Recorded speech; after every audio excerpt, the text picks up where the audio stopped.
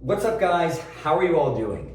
Today, I want to go back to basics. I've been talking a lot about the advanced system, the level 2 system, represented in chapter 2 of the method series, which is currently titled Adding Momentum.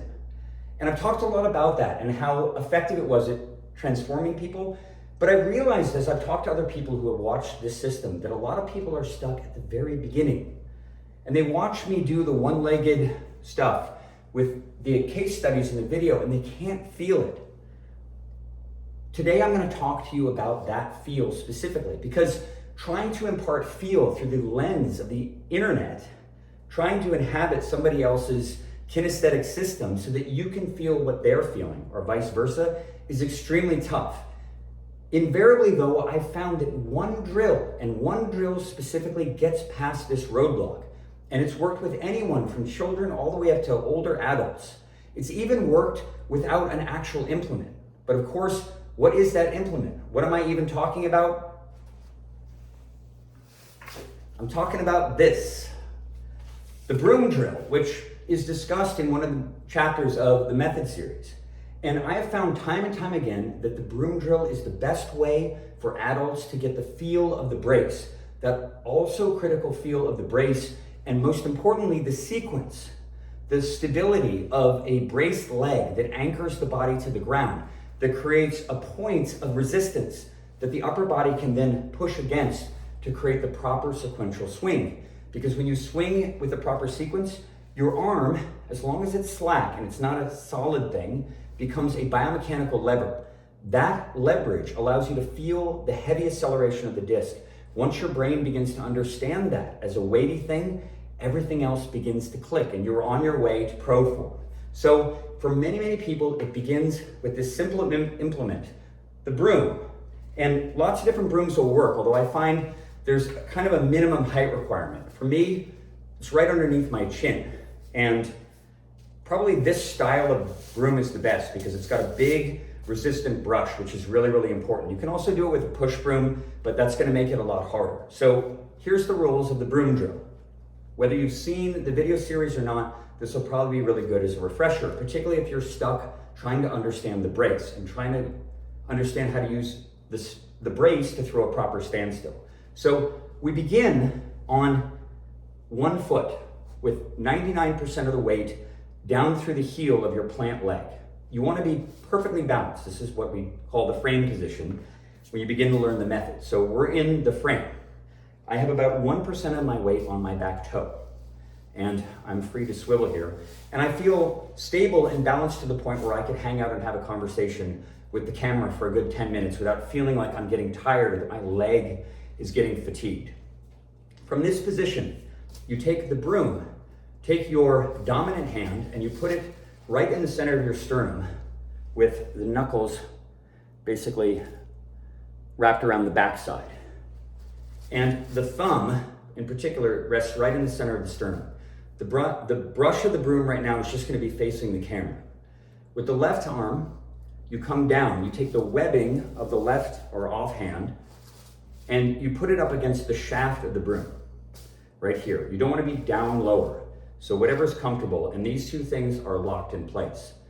And now you can rotate the broom in your hand to orient the brush in the direction that you want the sweep to go. And the sweep, in this case, is analogous to the ejection of the disc as well. So you notice, right now I'm swinging the broom.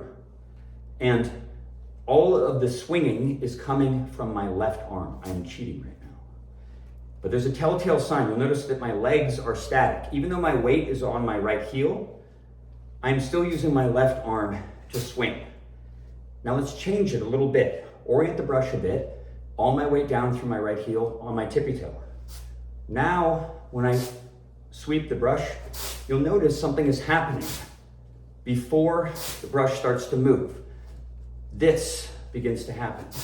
The method happens. It doesn't produce the force of the broom, but it begins the sequence, the critical sequence that allows you to uncouple all of the dominant side and tension, which is the main thing that sabotages adults when they try to learn the backhand form. The Broom Drill is an insanely effective and efficient way to get this feel. Hand in the middle of the chest, does not move. It forms this angle or whatever is comfortable for you. Hand down here, weight through the right heel. Get your weight over your heel and with your nose pretty much over your toes. These cannot move, they move as a unit, and you sweep in the direction that you want the shot to go. If I move over here, this is what it looks like from the side. I'm gonna be throwing down towards that yawn target. So my head is straight, in perfect balance on my right foot.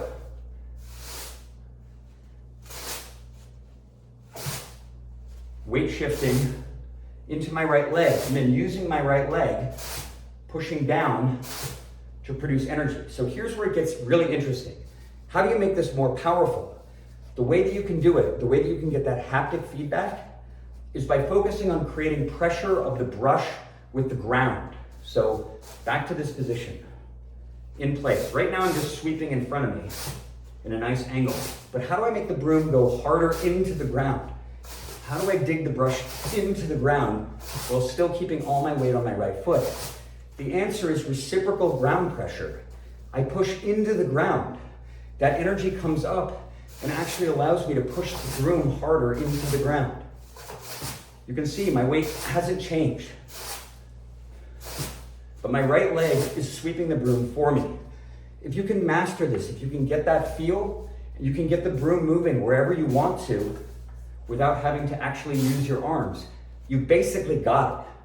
And at that point, all you need to do to convert it to a swing, I'll do a fan first. So broom, we'll say the disc is the broom. We're down here. You can see this is the same motion.